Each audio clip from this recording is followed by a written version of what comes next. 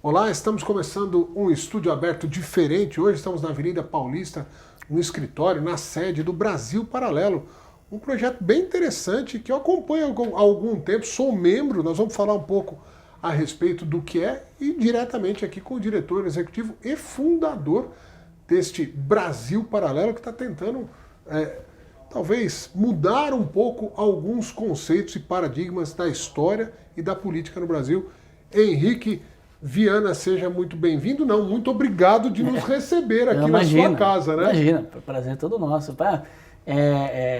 Até um ato até vamos dizer assim, carinho, respeito, vir até aqui, né? A gente poderia ter ido lá e aí nas agendas ali e tudo mais, a disponibilidade de vir aqui conhecer e tudo mais, para nós é uma honra receber aqui, né? E agora você já fica em dívida, que você vai ter que ir lá, então agora, pronto, já fica amarrada a saída num segundo. Não, iremos com certeza. Henrique, quero começar esse nosso papo com uma das coisas que surpreende aqui no Brasil Paralelo, que é essa juventude de vocês, né? Um projeto, e alguns rótulos que eu der, se você quiser refutá-los ou explicá-los, tá bom? Mas eu não vou me privar de falar o que eu penso. Você pergunta o que for. Não, assim, um movimento conservador feito por jovens. A princípio, quando fala a palavra conservador, a gente imagina que chegaria aqui no Brasil Paralelo, teria aquele monte de tiozinho da minha idade para cima, né, defendendo os pontos de vista que vocês defendem. O que está por trás de tanta juventude num projeto conservador? Aconteceu, né? Não sei bem te dizer assim, talvez explicar o porquê disso, a gente precisa de uns anos para frente e uns caras assim, estudiosos mesmo para entender o que está acontecendo no Brasil. Mas eu acho que o primeiro aspecto que dá para pontuar, que ajuda a entender, é que a gente não é um movimento, né? A gente é uma empresa. E uma empresa de conteúdo, de mídia, né?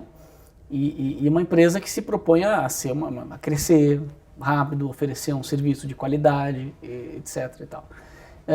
Como qualquer empresa precisa atender uma demanda existente, né? Quanto melhor for a solução que uma empresa traz e quanto maior for o problema que existe na sociedade, mais aquela empresa cresce, né? Você tem essas plataformas que crescem tanto no mundo, o Uber e as plataformas de rede social também, conectam as pessoas, resolvem problemas e tudo mais.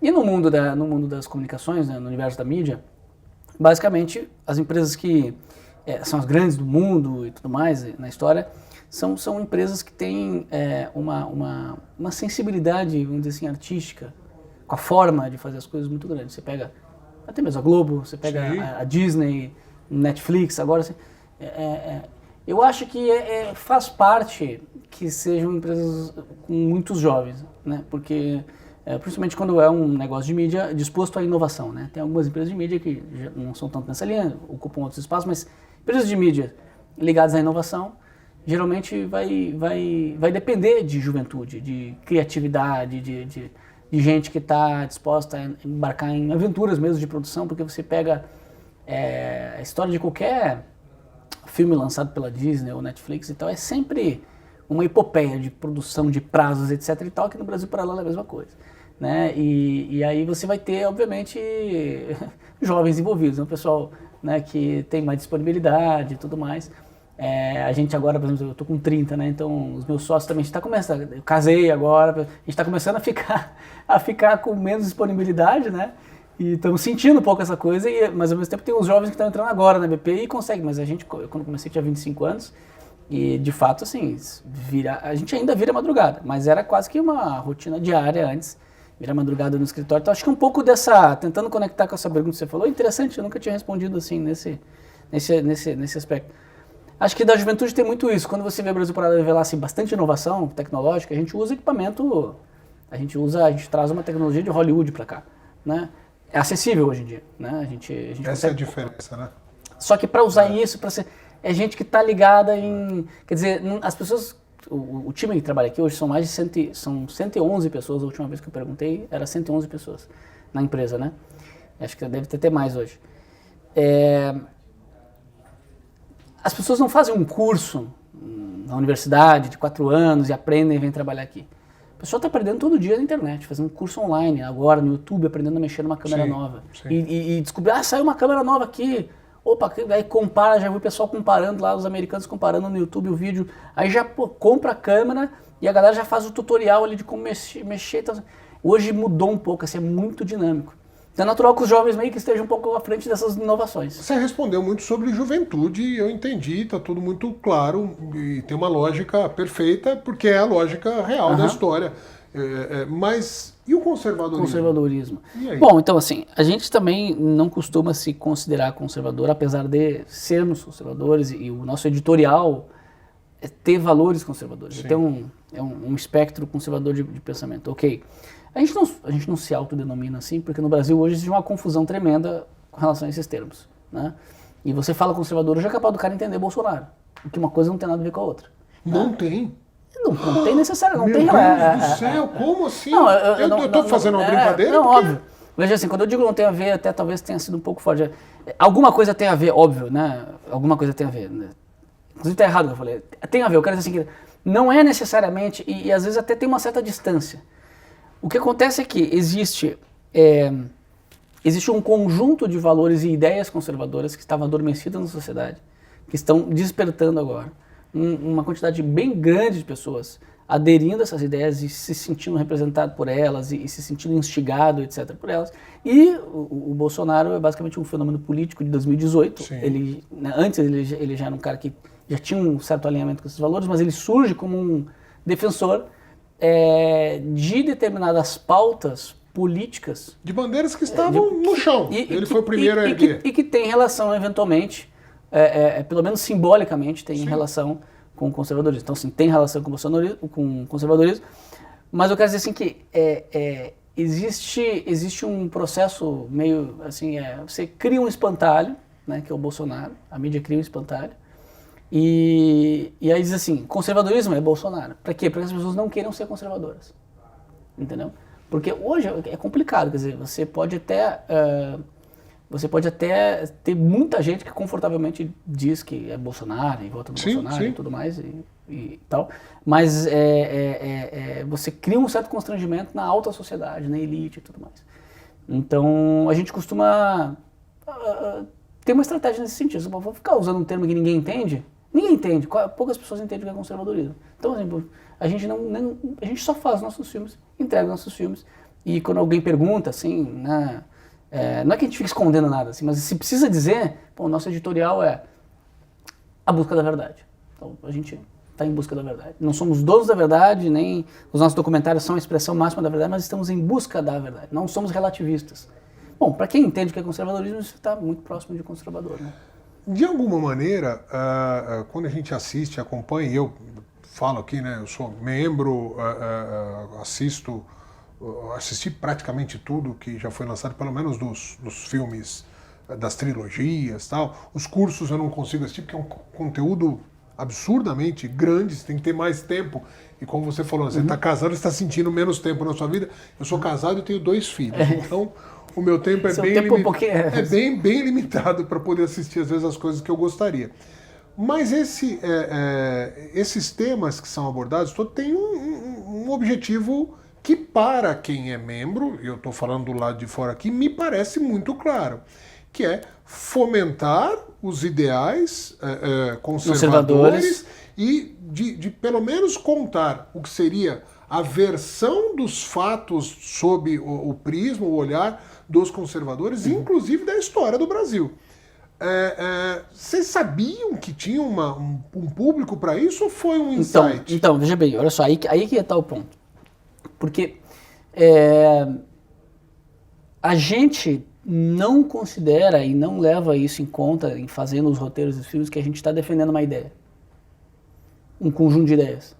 Quando a gente decide ir para um tema, a gente começa uma investigação em busca da verdade. Mesmo, parece ser uma coisa meio, sei lá, piegas até falar isso e tal, assim, busca da verdade. Mas o que é a busca da verdade?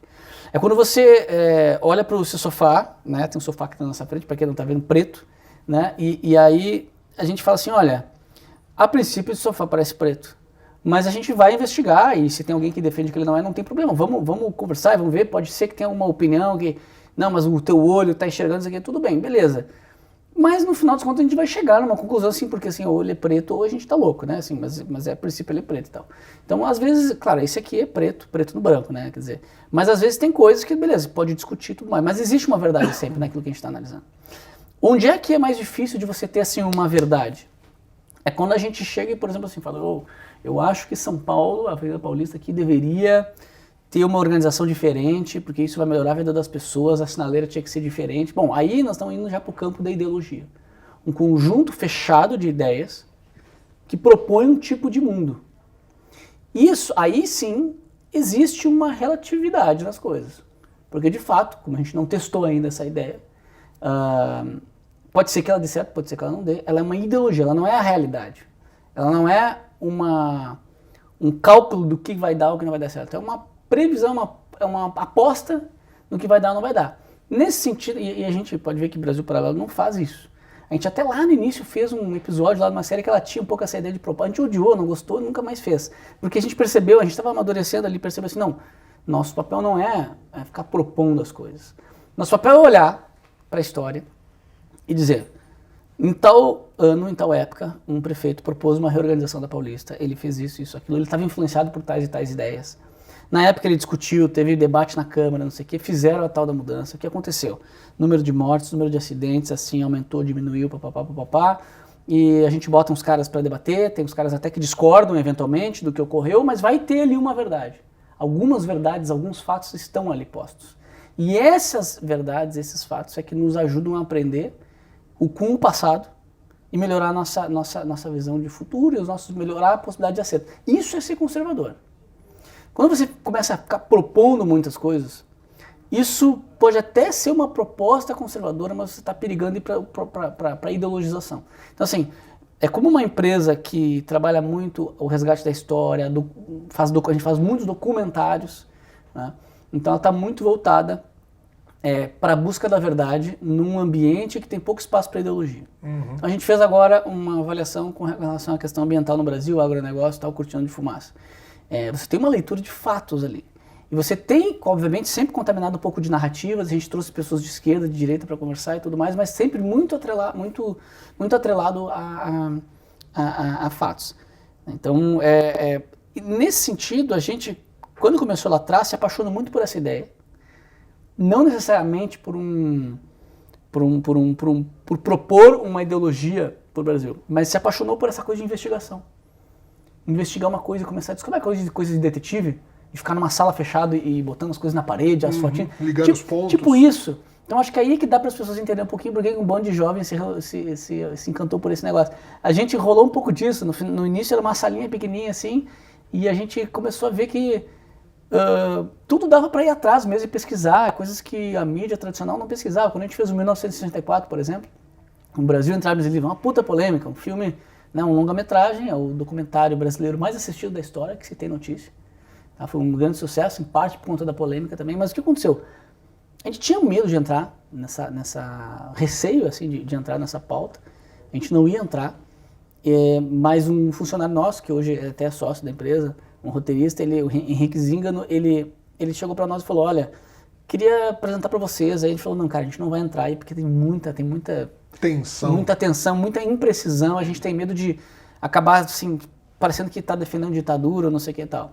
Ele falou, não, mas se eu apresentar algumas coisas... Não, beleza, pode ir trabalhando por fora aí. Ele foi trabalhando por fora, reunindo documentações e tal. E um certo dia ele chega pra gente e mostra o que ele tem. Quando ele mostrou, cara, só pra você ter ideia, e depois a gente foi até lá.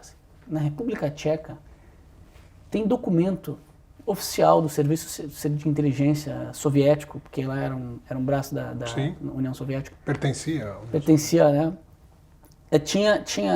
Tem documento até hoje lá em museu. Documento histórico, a lista de agentes secretos no Brasil. Financiados, não financiados, em vários tipos e tal. Eles mapeavam também os não conscientes. Esse cara aqui não é vinculado a gente, mas está contribuindo, esse cara aqui está começando a falar contra, esse cara está a favor. Então, assim, existia uma articulação para que o Brasil, eventualmente, fosse um dos braços da União Soviética, assim como virou Cuba, assim como outros países viraram.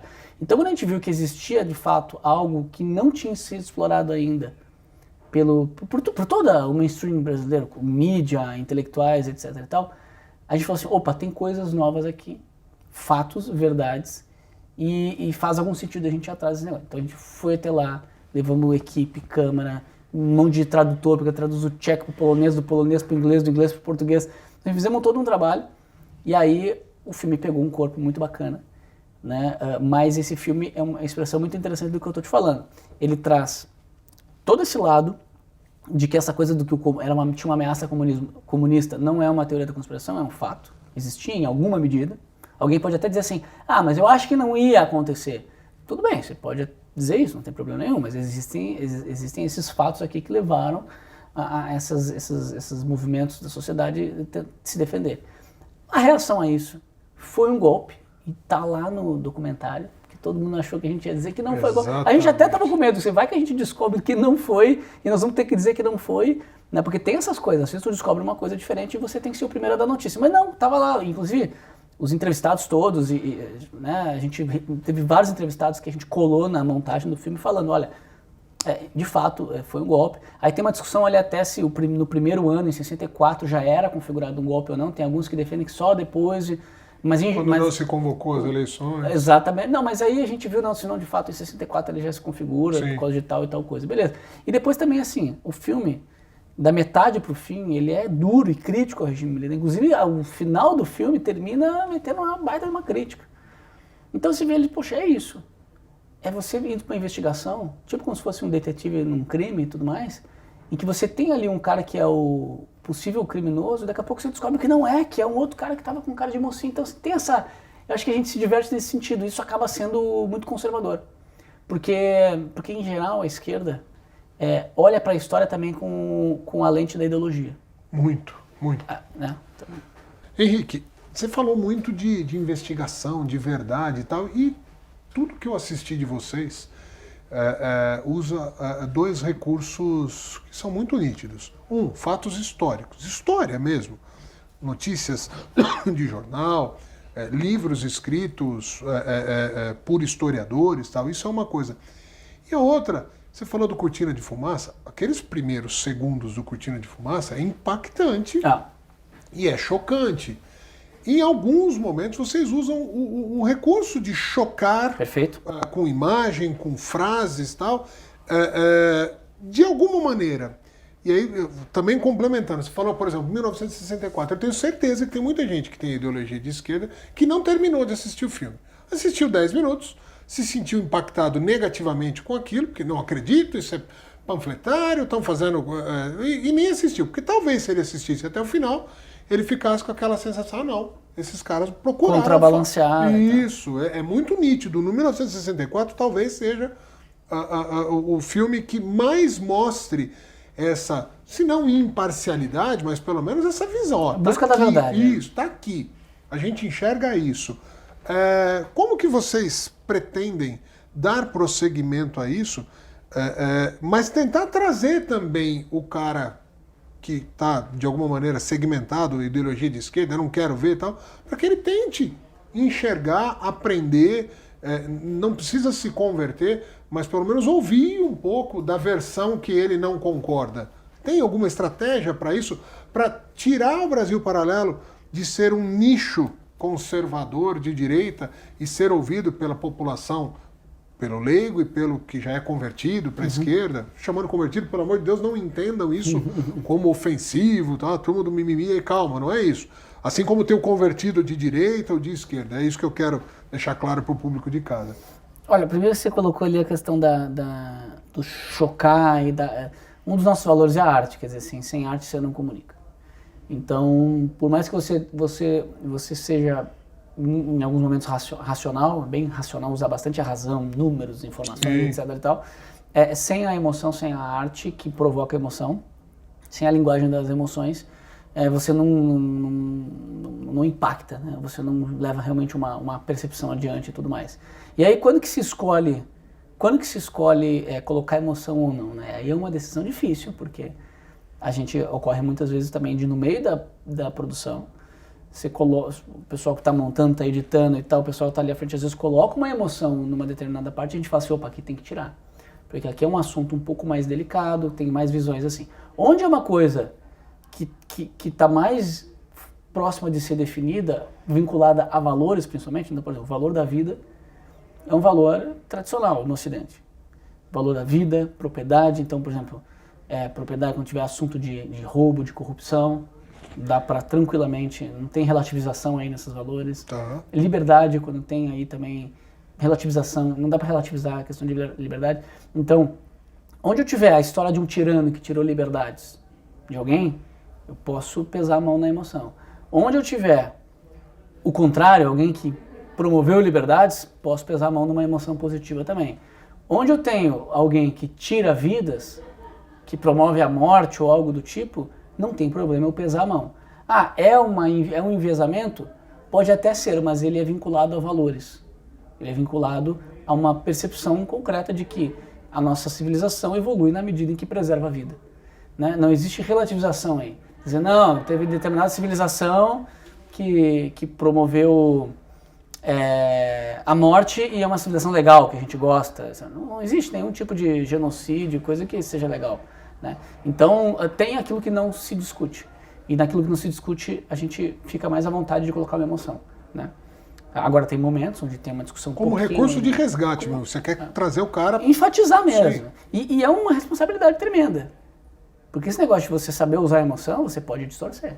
Sim. Eu boto aqui, eu boto o Eudes aqui, o rosto dele falando uma coisinha, boto uma música de vilão, pego só uma parte da fala dele e vocês vão achar que ele é o seguidor. Verdade. Então dá para distorcer, é bem delicado esse negócio de emoção, uma responsabilidade que acaba ficando na nossa mão, pessoas como você que nos acompanham, não sei o quê. Sim. E tal. Agora, pegando essa segunda parte da tua pergunta de como que a gente pretende, olha, eu acredito que está acontecendo aos poucos. Você pega, naturalmente. Eu acho que existe duas frentes. Uma delas é do próprio conteúdo. Essa a gente está avançando bastante. O conteúdo está cada vez mais... Você pega o Primeira Arte, por exemplo, história da música, você não tem quase nada ali de politicagem. Você tem, obviamente, uma visão que vai desagradar algumas pessoas, mas é muito palatável. Você tem o Cortina de Fumaça agora, que tem pessoas de esquerda, de direita falando, é razoável. Agora tem uma parte que é um pouquinho mais difícil, que é a parte da marca, porque a marca, ao passo que também ela cresceu muito, ela também foi muito atacada. Então, o Brasil Paralelo, infelizmente, foi muito difamado, né? A imprensa fala que é direitista, bolsonarista, não sei o que, fascista, braço ideológico. Tudo que não é, né? Mas Henrique, qual a posição de vocês com relação ao Bolsonaro? Nenhuma. Tem que ter posição. Se você quiser até falar comigo pessoalmente, beleza, a gente vai no boteco ali embaixo, ali embaixo, eu falo, eu te contei, né? Você deve imaginar, obviamente, que eu votei nele em 2018, eu não votei no PT, pelo menos, tal, mas assim, a empresa, o que ela tem que ver com isso? A empresa de mídia, quer dizer, na verdade, esse é até o problema das empresas de mídia hoje no Brasil, das grandes e tudo mais. Você tem uma militância anti-bolsonarista extrema. Então, assim, é óbvio que se nós estiver fazendo um documentário sobre as eleições, bom, aí os políticos serão um assunto. Agora, o que aconteceu muito é algumas pessoas assim, vocês têm que postar lá no Instagram de vocês contra o que o cara fez. Tá? Vem cá, cara, eu não sou um ativista que usa o meu Instagram para fazer... Eu lanço filmes, entendeu? No meu Instagram divulgo as coisas dos filmes ou coisas relativas a... Então acho que tem um problema no Brasil hoje dessa coisa de papéis, assim, né? Os papéis das pessoas, né? O cara Big Brother acha que pode ser político. Então, assim, a gente é uma empresa de mídia, né? A gente não é nem bolsonarista nem anti-bolsonarista, né? Então a gente tem algum editorial que tem alguns valores e tudo mais. Mas mesmo assim, infelizmente, a gente foi muito difamado. Então acho que tem um desafio de marca para vencer, que a gente tem, acho que algumas propostas aí pela frente, alguns produtos que a gente vai lançar na área do entretenimento, na área de filmes. A gente está fazendo um investimento grande nessa área e isso vai permitir desfazer um pouquinho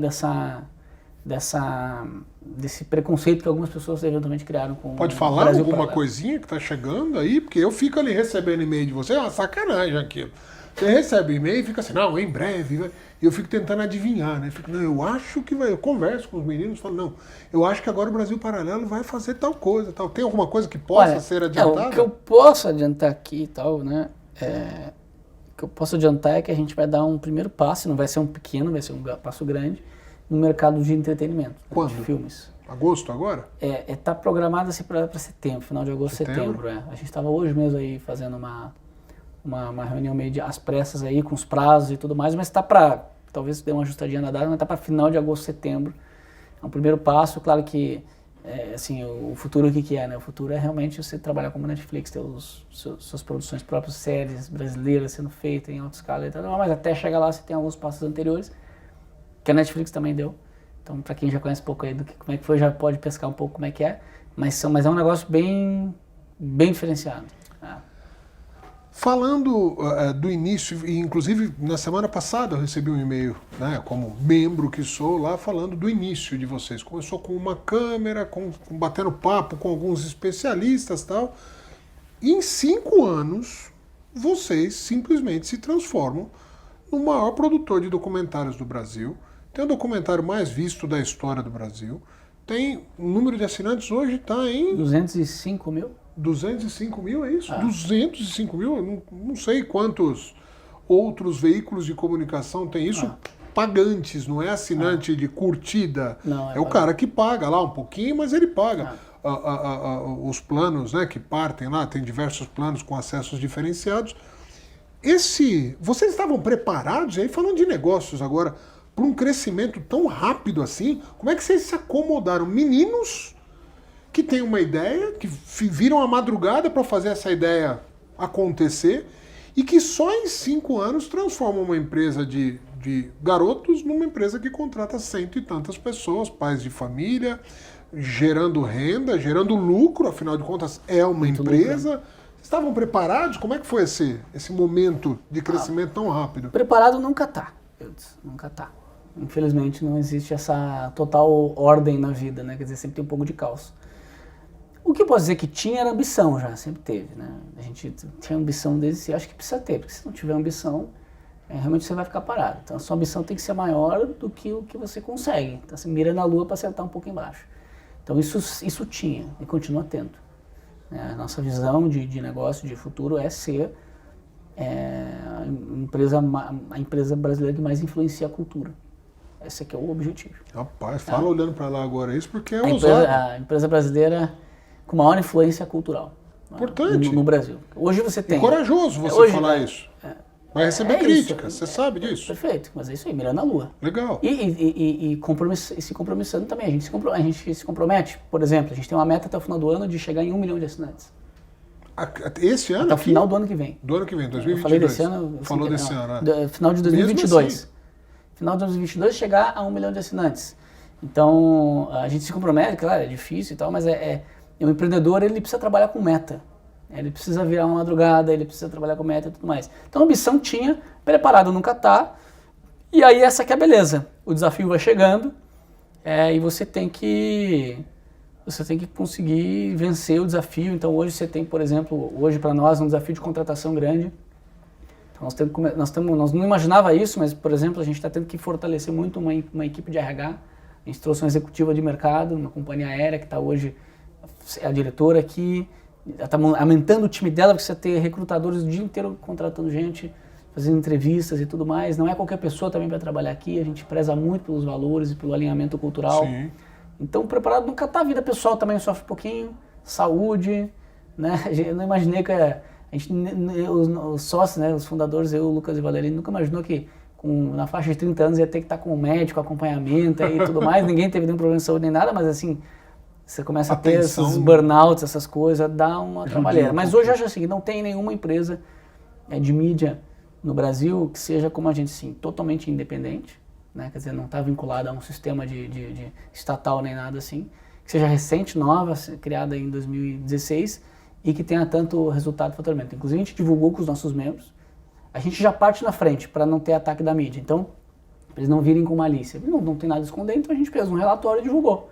Nosso faturamento e tudo mais.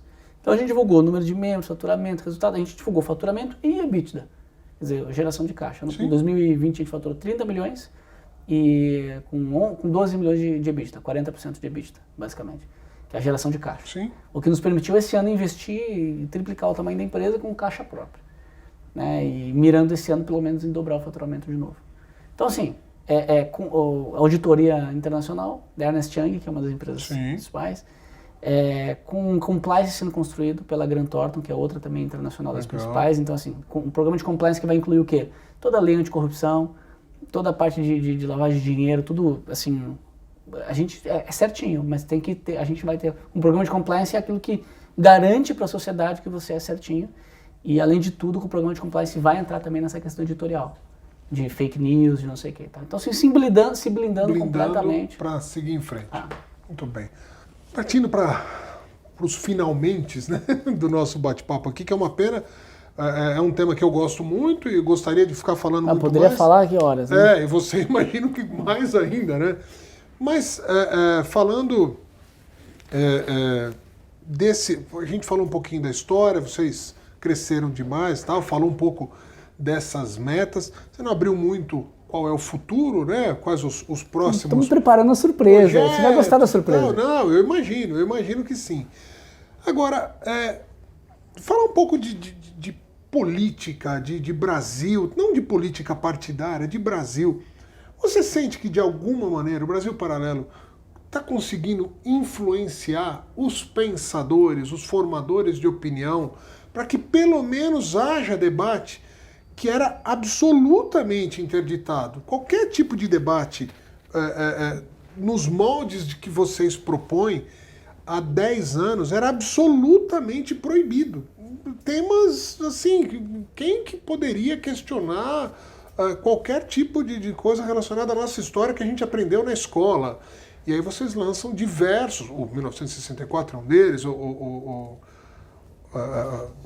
Deus, me fugiu agora das Cruzadas. Última Cruzada, Última Cruzada, que é espetacular, conta a história desde lá de Portugal até o Brasil. Você acha que, de alguma maneira, vocês já estão influenciando, vocês sentem movimentos da sociedade que, de alguma maneira, e para quem sonha grande, quem mira alto, como você mira a lua para acertar um pouquinho embaixo, que quer um dia ser essa maior empresa influenciadora cultural do Brasil, você já sente isso? É perceptível isso? Eu vou dar um dado aqui para vocês. No ano passado, em 2020, foram mais de 12 milhões de usuários únicos que assistiram, em média, 4 filmes nossos. No ano, exatamente. No ano. É bastante. Só que esse usuário único, ele tem uma média que a gente não tem esse dado, infelizmente, mas que é maior do que de pessoas assistindo. Né? Então, o usuário único, se ele assistiu mais de um vídeo, não está contando nessa conta aí, visualizar, se a gente for ver, contagem de views, aí tem dezenas de milhões. Sim. Mas você tem um usuário único, só que às vezes ele está sozinho vendo um filme no computador, às vezes ele está na TV de casa com mais de uma pessoa. Né? Então você tem mais de 12 milhões de pessoas, podendo chegar a um pouco mais de 15 por umas contas de modelo matemático que a gente tem. Então, próximo de entre 15 e 20 milhões de pessoas assistiram no ano passado pelo menos um documentário, mas na verdade a média é 4 do ano, tá? Porque são vários lançamentos. Estamos falando de 10% da população brasileira. Estamos falando de quase 10% da população brasileira. O feedback, ele é o seguinte, nós temos as votações, ou seja, os likes e os dislikes, né? Nós temos 11 ponto alguma coisa milhões de votos em todos os vídeos da Brasil Paralelo. E 98,2% são sim, e o resto é não. Então, quer dizer, você tem praticamente todo mundo gostando. Você não tem, por exemplo, num filme da Brasil Paralelo, você vai nos comentários, você não tem aquela coisa dos haters da discussão. Mas não é bolha isso? Não é uma bolha da internet? Então, pode ser, mas acontece o seguinte, essas pessoas que estão assistindo, só para confirmar que elas estão gostando, Sim. Elas estão sendo positivamente influenciadas, certo? É bastante gente. Sim. E essas pessoas estão sofrendo uma influência grande. Eu percebo a mudança aí pela parte qualitativa do que a gente colhe de pesquisa e tal. A mudança está ocorrendo principalmente no seio familiar, na família. As pessoas estão tomando uma consciência dos seus estudos, da sua relação de cidadão com a política, mas não só, também, né, a relação entre família, entre pessoas no trabalho, relação de valores. Então existe uma mudança que começa na base social, na base o primeiro passo é estudar, é começar a entender o sentido das coisas, né? Como que isso reverbera em voto é um pouco mais difícil. Num país muito polarizado, você acaba percebendo que as pessoas vão votar à direita, possível, né?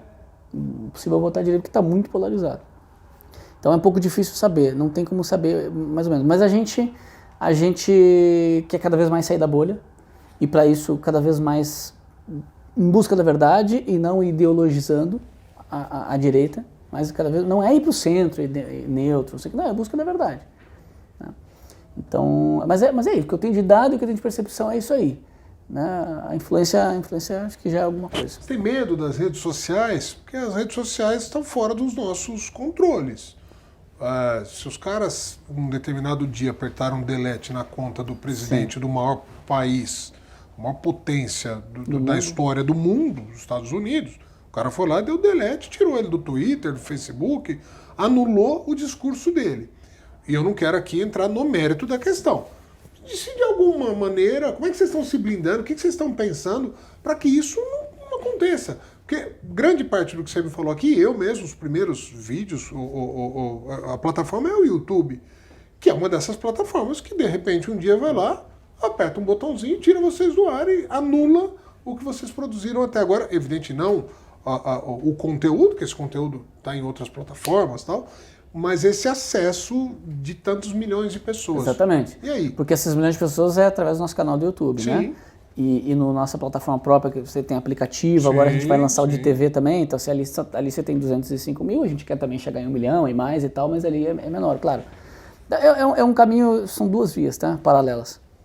Numa via você vai fortalecendo a sua empresa, fortalecendo o modelo de negócio, trazendo mais gente para o aplicativo, tendo cada vez mais as vias próprias de distribuição, certo? Aquelas ali são próprias, nossas. Por outro lado, esse ambiente hoje de plataforma é como se fosse antigamente a televisão, assim, onde as pessoas faziam propaganda. Hoje em dia a gente pode fazer nossa propaganda lá. Sim.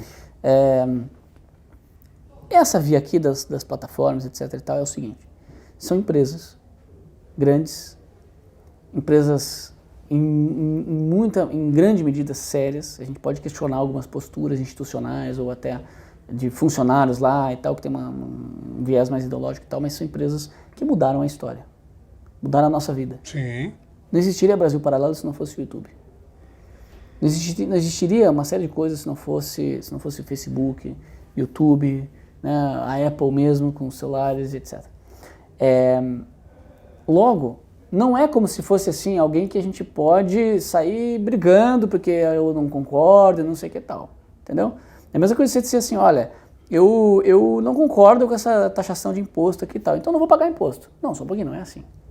Você não tem muito essa opção. Não, você tem que pagar imposto. E não é só porque você tem medo, etc e tal, porque você entende que, beleza, existe um trato aqui, uma questão e tal. Tem alguma contrapartida tem alguma, ali.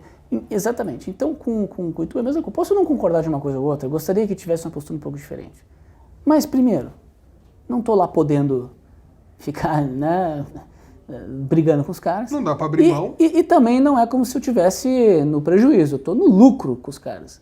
Quer dizer, é uma tecnologia que transformou o mundo, que possibilitou uma empresa... Então, qual que é o caminho possível? Vamos tentar um relacionamento. Vamos tentar ver se a gente sinaliza daqui e dali e tá assim, olha, somos uma empresa séria, mais de 100 funcionários, com compliance, com auditoria, não tem relação política, os conteúdos, apesar de receber umas críticas da imprensa e tal, olha que ele é um conteúdo sério. E é o que a gente tem feito, e tem dado um puta resultado. É boa a relação. É boa a relação, e tá ficando melhor. A gente tem uma relação muito profissional com o YouTube, a gente tem já relação de institucional, que a gente começou a resgatar esse ano. Tá. E até foi interessante, porque quando a gente chegou para eles, mostrou toda a empresa e tudo mais, eles falaram assim, opa, pô, interessante. Que legal isso. Porque eles mesmos falaram assim, pela impressão que a gente tinha de mídia e tudo mais, vocês eram mais movimento político, assim, tipo uma ONG e tal. Não. Então por quê? Porque as pessoas às vezes não assistem o conteúdo e só ficam sabendo pela imprensa. E aí não é nem culpa das pessoas, nem nada. A gente é que tem que correr atrás e comunicar a nossa versão. Né? A gente teve já contato com o próprio presidente do Google Brasil, que seria o maior responsável no Brasil por toda essa estrutura. É uma pessoa muito séria, uma pessoa que inclusive está comprometida com a não polarização do YouTube nessa briga. Tá. Então, por um lado, eles estão lá com algumas pautas que a gente até pode não concordar, de restrição de conteúdo, mas por outro lado, eles também têm a preocupação de não comprarem uma pauta de esquerda, de não serem, né? Afinal de contas, o público conservador existe, é pelo menos a metade do mundo, né? Mas é a metade do debate, e não vai deixar de existir. Então, com algum player, eles têm que ter algum relacionamento. E a gente está procurando ser um player que sinaliza bom relacionamento. Isso é um caminho, paralelamente a isso, vai construindo sua independência. Assim, mas eu sou contra esse pé de guerra, né? Eu acho que tem que haver, isso na verdade isso é uma arte muito antiga, chamada diplomacia. Uhum. Né? Não existe, todo país precisa ter uma frente de diplomacia, senão você não sobrevive. Não sobrevive. Você entra em guerra, sai de guerra, entra em guerra, sai de guerra, nenhum país sobrevive assim, nenhuma instituição também sobrevive assim, nenhuma empresa sobrevive sem diplomacia. Muito bem, Henrique, eu quero agradecer. Primeiro, e antes de mais nada, parabenizar. Sempre que a gente teve contato aqui com a assessoria, outra vez que eu tive aqui para um bate-papo, para uma liberação, a ConnectV exibiu o especial de final de ano do Brasil Paralelo. Muito bacana. Foi muito legal, deu uma repercussão muito boa lá na nossa plataforma, na nossa região, né? Que Foi legal. Muito bom. Que então bacana. a gente fica feliz de sempre ser muito bem recebido aqui. Não foi diferente dessa vez. Parabéns, muito boa sorte, muito sucesso e no que depender da ConnectV como veículo de comunicação imparcial que ouve, né, todas as vertentes e quer a nossa maneira buscar também, pelo menos, não só a nossa verdade, mas que todos tenham a oportunidade de buscar a sua verdade dentro do que a gente exibe. Mas, além disso, eu, como membro, sou um fã do trabalho que vocês desenvolvem. E você falou, num dos momentos, da parte artística. Você que está assistindo agora aqui, nunca assistiu nenhum documentário do Brasil Paralelo, entra lá, escolhe qualquer um e compara com os melhores, os ganhadores de Oscar, os melhores documentários que você já possa ter visto na sua vida. Nenhum dos documentários do Brasil Paralelo perdem para nenhum dos vencedores de Oscar, qualquer um, pode escolher. Eu estou falando aqui artisticamente, você pode não gostar do conteúdo, do que foi dito, mas o aprimoramento técnico, artístico, musical, a parte dos pacotes gráficos, é tudo muito bem elaborado, é realmente de admirar. Vocês têm pelo menos um grande fã aqui, tenho certeza disso. Dê parabéns a toda a equipe, que eu sei que é uma equipe muito grande, muito dedicada. Parabéns, obrigado, muito obrigado, viu? Muito obrigado, Edson. Prazer completamente nosso aqui de estar dando entrevista para vocês, uma honra para a gente participar aí. E fica feliz com o apoio, com o elogio aí. É fã, tá elogiando aqui. Obrigado, muito obrigado, tá? Conte com a gente aí nas parcerias, divulgação dos filmes, a licença sempre vai estar à disposição para vocês transmitirem os nossos filmes também. Legal, muito obrigado. Cumprimentar aqui. A gente encerra por aqui esse Estúdio Aberto, o Estúdio Aberto especial. Tem um gostinho pessoal para mim, né? Como vocês perceberam, eu não consigo dissimular, né? Então eu sou muito transparente, então é natural que eu gosto muito do tema aqui, gosto muito do Brasil Paralelo e recomendo, assista, independente da tua ideologia, assista, é um bom projeto de entretenimento que vai te deixar muito feliz em acompanhar e ser assinante, quem sabe. Muito obrigado para você, a gente volta no próximo Estúdio Aberto, valeu!